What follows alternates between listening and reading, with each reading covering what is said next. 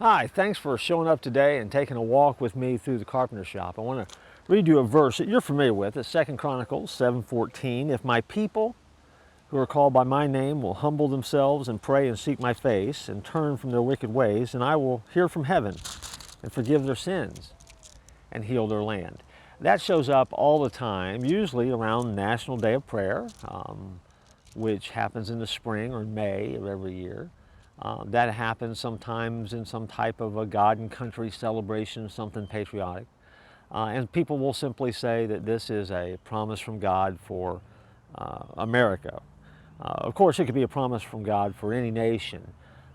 It was actually talking about Israel, if you want to be specific, but the application certainly does reach across wherever, because the idea behind it is huge. If people who will humble themselves and say that they follow will seek God's face, and He will take care of not only them, but He will also then begin to bless the things that they do and the things that they touch and the places that they go, because His presence will be a part of what's going on. But originally, this is written to a group of people who are, as they always seem to be in Scripture, in rebellion. Now, if you go back in time, and you go back to the moment where Dwight Eisenhower was getting ready to be inaugurated, he called Billy Graham. He asked Billy Graham if he would come to the Commodore Hotel in New York. Dwight Eisenhower said to Dr. Graham, "I'd like to quote some passages from the Bible in my inaugural speech." And he asked Dr. Graham to help him with that, and 2 Chronicles 7:14 is one of those passages. Eisenhower prepared a speech that, to everyone's surprise, opened with what he called a little prayer of my own.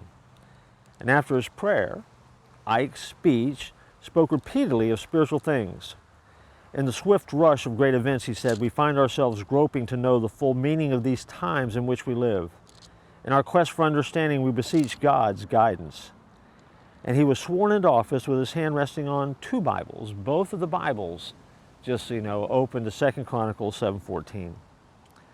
So that verse, although we understand a little bit of the context of where it was originally written, does apply today. And if you would make that your personal mandate and be one of those people who live called by His name, if you would be one of those people who are willing to humble themselves, if you'd be one of those people who are willing to seek His face, you will discover a blessing of God, not only in your world, but in the world around you.